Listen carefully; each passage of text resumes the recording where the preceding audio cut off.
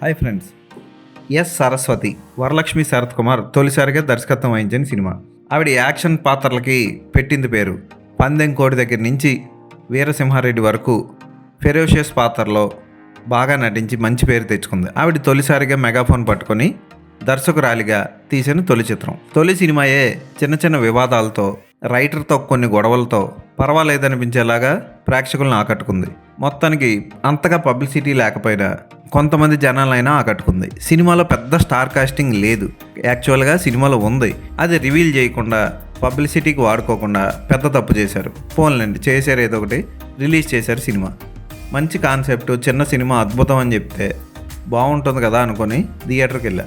కథ మాత్రం సాయి మాధవ్ బుర్రా, ఆయన చాలా సూపర్ రచయిత, గొప్ప రచయిత అంటారు. నాకైతే ఆయన రచనలో అద్భుతమైన చమక్కులు కానీ, సూపర్ అనిపించే ట్విస్టులు కానీ ఎక్కడ కనపడలా. ఆయన కథ రాశారంటే నాకు సగం ఎక్స్పెక్టేషన్స్ తగ్గిపోయాయి. చక్కగా థియేటర్కి వెళ్ళా. వరలక్ష్మి శరత్ కుమార్ ఎలా చేసిందో, ఆయన లేడీస్ని ఎంకరేజ్ చేయాలి కదా, ఫస్ట్ టైం కదా అని థియేటర్కి వెళ్ళా. సినిమా ఎలా ఉందో ఇప్పుడు చూద్దాం. తన కూతురు స్కూల్లో దిగబెట్టిన తర్వాత తిరిగి ఇంటికి రాలేదని లక్ష్మి అనే నర్స్ స్కూల్ చుట్టూ తిరిగి పోలీసులకు కంప్లైంట్ ఇచ్చి తన కూతురు రేప్కి గురైందని, కొంతమంది రేప్ చేసి చంపేశారని, ఆ అమ్మాయిని నేనే పాతి పెట్టుకున్నానని ఇలా చెప్పి కోర్టులో కేసు వేస్తుంది. ఆ కేసుకి సాక్ష్యాలు లేక ఎవరు తీసుకోరు. అలాంటప్పుడే మహానుభావుడు ప్రకాష్ రాజ్, ఆయన ఒక లాయరు, రామానుజం, ఆయన తీసుకుంటారు. తీసుకున్న తర్వాత ఏమాత్రం సాక్ష్యాలు లేకుండా తెగమగ పడుతూ లక్ష్మి చెప్తున్న మాటలన్నీ అటు ఇటు మారడం, ఇవన్నీ గమనించి ఆ కేసు వదిలేస్తాడు రామానుజం. ఆ తర్వాత లక్ష్మి ముగ్గురిని హత్య చేస్తుంది. వాళ్ళని ఎందుకు హత్య చేసింది ఇవన్నీ కనుక్కోవాలనుకున్న తరుణంలో లాయర్ రామానుజానికి మైండ్ బ్లాక్ అయ్యే ఒక విషయం తెలిసింది. ఆ విషయం ఏంటి, ఆ విషయం తెలిసిన తర్వాత కథ ఏం మలుపు తిరిగింది అన్నది సినిమా చూసి తెలుసుకోవాలి. కొన్ని డిజార్డర్లు ఉపయోగించుకొని కొంతమంది చేసిన హత్యల నుంచి వాటి నుంచి బయటకు వచ్చేస్తూ ఉంటారు. అలాంటి హత్యల మీద, అలాంటి డిజార్డర్ల మీద కొన్ని సినిమాలు ఉంటాయి. మల్టిపుల్ పర్సనాలిటీ డిజార్డర్ మీద అపరిచితుడి సినిమా మనం చూసాం. అలాగే ఈ సినిమాలో కూడా ఫ్యాంటసీ ప్రోన్ డిజార్డర్, అంటే లేనిది ఊహించుకొని ఫీల్ అయ్యే ఓ అమ్మాయి కథ ఇది అన్నట్లు చూపిస్తారు. అసలు ఆ కాన్సెప్ట్ని పక్కన పెట్టి సినిమా స్టార్టింగ్ నుంచి చూసుకుంటే వరలక్ష్మి శరత్ కుమార్ ఫస్ట్ ఈ సినిమాకి మంచి నటీనటులను ఎంచుకున్నారు. అందరూ బాగా చేశారు. చివరికి సప్తగిరి కూడా తన పాత్రకి న్యాయం చేశాడు. చిన్న పాత్ర అయినా సరే గెటప్ సీను అద్భుతంగా నటించాడు, శ్మశాన వాటిక కాపలాదారుడిగా. ఇక ప్రకాష్ రాజ్ అయితే తన పాత్రకి 100కి మించి చేశారు న్యాయం, అంటే 200% నటించారు ఆయన. ఇక రాధిక ఉన్న 2-3 సీన్లో ఓకే అనిపిస్తారు. ప్రియమణి కన్నడ నటుడు, ఆయన కూడా చాలా బాగా చేశారు. తల్లిదండ్రుల పాత్రలో వాళ్ళు కూడా చాలా న్యాచురల్గా యాక్ట్ చేశారు. ఇక హరీష్ ప్యారడి, మైమ్ గోపి, వీళ్ళందరూ కూడా తమ పాత్రలకు న్యాయం చేశారు. 100% చేశారు. ఇదే ఈ సినిమాకి బలం. అయితే వీళ్ళందరినీ డైరెక్టర్గా వాళ్ళ నుంచి మంచి పర్ఫార్మెన్స్లు రాబట్టుకున్న వరలక్ష్మి శరత్ కుమార్ గారు మెయిన్ ఆవిడ నటించడం సరిగ్గా నటించలేదు అనిపిస్తుంది సినిమా చూశాక. ఆవిడ యాక్టింగ్ ప్యూర్ యాక్టింగ్ లాగా, అస్సలు యాక్టింగ్ రాని వాళ్ళతో ఫస్ట్ టైం యాక్ట్ చేస్తే ఎలా యాక్ట్ చేస్తారు అంటే, ఉదాహరణకి మన సచిన్ అని ఒక హీరో ఉంటాడు మౌనమేలులో ఈ సినిమాలో, ఆ హీరో యాక్ట్ చేసినట్లు అనిపిస్తుంది సినిమా చూసినప్పుడు.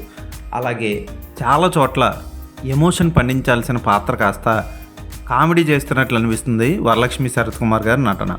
దర్శకురాలుగా ఆవిడ సగం సక్సెస్ అయిన, యాక్టర్గా మాత్రం ఆమె యాక్టింగ్ చాలా వీక్గా అనిపిస్తుంది సినిమా చూసినప్పుడు. ఇక ఆమె పాత్ర నర్స్ అన్నట్లు చూపిస్తారు సినిమాలో. నర్సుకు ఉండాల్సిన లక్షణాలు, నర్సుకు ఉండాల్సిన ఆహార్యం ఆమె పాత్రలో కనబడదు. ఇవన్నీ పక్కన పెడితే ఈ సినిమాలో అస్సలు లాజిక్ లేని సీన్లు ఉంటాయి. ఉదాహరణకి ఇష్టం వచ్చినట్లు స్కూల్లోకి అర్ధరాత్రి పూట, రాత్రులు కూడా తల్లిదండ్రులు కాదు ఎవరు పడితే వాళ్ళు వెళ్ళిపోతూ ఉంటారు. బయట సెక్యూరిటీ గార్డులు ఉంటారో వాళ్ళు అసలు లేరో కూడా అర్థం కాదు. ఫ్లాష్ బ్యాక్లోనూ వెళ్ళిపోతారు, ఊహల్లోనూ వెళ్ళిపోతూ ఉంటారు. అంత పెద్ద స్కూల్కి ఒక పెద్ద తలుపు ఉంటుంది, తాళాలు వేసుకుంటారు. ఇలాంటివి ఏవి చేస్తారు, అవేం ఉండవు ఈ సినిమాలో. ఫోన్లు వస్తాయి, ఆ ఫోన్లు ఎక్కడి నుంచి ఎవరెవరు చేస్తారో అర్థం కాదు. ఆ ఫోన్లు చేసే సీన్లు కూడా లాజిక్లెస్గా ఉంటాయి. ఎలా వెళ్ళిపోతారో అర్థం కాదు. తల్లిదండ్రులు మాత్రం ఆ సెక్యూరిటీ గార్డ్ని వాళ్ళని తోసేసుకొని రాత్రిళ్ళ పూట స్కూళ్ళలోకి వెళ్ళిపోతూ ఉంటారు. ఇలాంటివి చూసుకోవాలి సినిమా తీసేటప్పుడు. అందులోనూ ముఖ్యంగా క్రైమ్ థ్రిల్లర్స్ తీసేటప్పుడు ఇలాంటి లాజిక్లు కంపల్సరీ చూడాలి. ఇవి వదిలేసింది వరలక్ష్మి శరత్ కుమార్. అయితే జీవా లాంటి మంచి యంగ్ నటుడిని పెట్టుకొని, ఆ పాత్ర కూడా సినిమాకి ప్లస్సే, కానీ అంత హీరోయిజం ఉండదు ఆ పాత్రలో. ఏదో హీరోయిన్కి హెల్ప్ చేసే మంచి పాత్ర అది. పోస్టర్ల మీద ఆయన్ని చూపించిన మరికొన్ని టికెట్లు దిగను, అది వదిలేసుకున్నారు ఎందుకో మరి అర్థం కాదు. ఫోటోగ్రఫీ బాగుంది. ముఖ్యంగా హైదరాబాద్ కోర్ట్ని చక్కగా చూపించారు. అక్కడక్కడ కొన్ని డైలాగ్స్ బాగుంటాయి. నేషనల్ బార్డుకున్నంత విలువ ఓ స్త్రీకి ఒక అమ్మాయికి లేదా అన్నట్లు రాసిన ఆ ఒక్క డైలాగ్ బాగుంటుంది. అయితే డైలాగులు చెప్పేటప్పుడు కూడా చాలామంది న్యాచురల్గా చెప్పారు. ముఖ్యంగా ప్రకాష్ రాజ్ చాలా అద్భుతంగా తెలుగుని ఉచ్చరించారు. హీరోయిన్ ప్రధాన పాత్ర పోషించి దర్శకత్వం కూడా వహించిన వరలక్ష్మి శరత్ కుమార్ చాలా చోట్ల తెలుగుని సరిగ్గా పలకడంలో ఫెయిల్ అయ్యారు. అంతెందుకు, ఆమె తండ్రి శరత్ కుమార్ గారు ఫస్ట్ డిస్క్లైమర్లో తెలుగులోని ఇంగ్లీష్లోని చక్కగా మద్యం సేవించకండి, వాహనం తాగి నడపకండి అంటూ చక్కగా చెప్పారు. ఆయన కూడా చక్కగా పలికారు. కానీ వరలక్ష్మి శరత్ కుమార్ మాత్రం సినిమాని తెలుగులో తీసి తెలుగు సరిగ్గా పలకలేపారు. ఏదైనా ఇది మంచి కాన్సెప్ట్ అనొచ్చు, కానీ సరిగ్గా తీయడంలో మాత్రం ఫెయిల్ అయ్యారు. ఉదాహరణకి కట్టి పడేసే సన్నివేశం ఒకటే ఉండదు, బోర్ కొట్టిస్తుంది సెకండ్ హాఫ్. మరీ ముఖ్యంగా ఎందుకంటే ఫస్ట్ హాఫ్లో ఏం జరిగిందో అదే రివర్స్లో వేరే పాత్రకు జరుగుతూ ఉంటుంది. అలాగే ఇదంతా ఒక ఎత్తు అంటే క్లైమాక్స్లో జడ్జిమెంట్ ఇచ్చే తీరు కూడా అంత గొప్పగా అనిపించదు, కన్విన్సింగ్గా ఉండదు. అవన్నీ అయిపోయాక హీరోయిన్ అసలు ట్విస్ట్ని రివీల్ చేస్తుంది అన్నట్లు మనల్ని కూర్చోబెట్టి మళ్ళీ ఫస్ట్ నుంచి జరిగిన అన్ని ఫ్లాష్ బ్యాక్లో టప చూపించి బోర్ కొట్టించింది దర్శకురాలు. చాలామంది నా పక్కన కూర్చున్న ఆడవాళ్ళు కూడా సినిమా చూసి నిరాశ చెంది వాళ్ళు ఎలా తిట్టుకున్నారో నేను బయటకు చెప్పలేను, కానీ తిట్టుకొని వెళ్ళిపోయారు సినిమా చూసి. ఎందుకంటే చూపించిందే చూపించి ఇంట్రెస్టింగ్గా చూపించడంలో ఫెయిల్ అయిపోయింది దర్శకురాలు. ఈ సినిమాకి తమను అందించిన మ్యూజిక్, పాటలు అడ్డంగా వస్తుంటాయి. సినిమా నెరేషన్ని, ఫ్లోని దెబ్బతీస్తూ ఉంటాయి. ఆ పాటలు, బ్యాక్గ్రౌండ్ స్కోర్ కూడా ఏమంత కొత్తగా ఉండవు.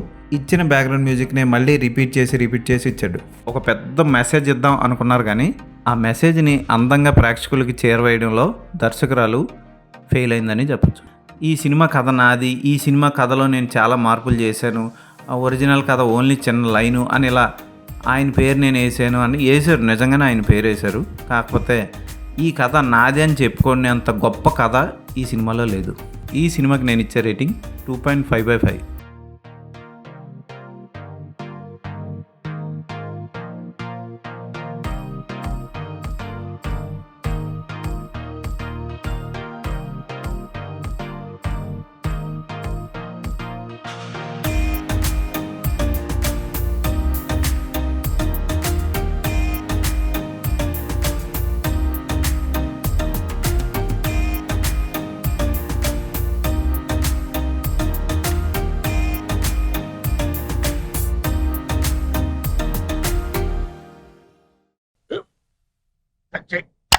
మన స్కూల్ బెంచ్ లాగా ఎంత గట్టిగా ఉందోరా. కొట్రా, కొట్టు, పర్లేదు, కొట్టు. అబ్బా చైన్ పెట్టేసింది బాబాయ్. నీకు ఏంటి నువ్వు కొడతావా? కమా బిట్ మీ యార్. వద్దు బాబాయ్. వాణ్ణి నేను కొట్టడం లేదమ్మా, వాణ్ణే నన్ను కొట్టమంటున్నాను. నువ్వేం కంగారు పడక్కర్లేదు. అడుగుతావేంటి?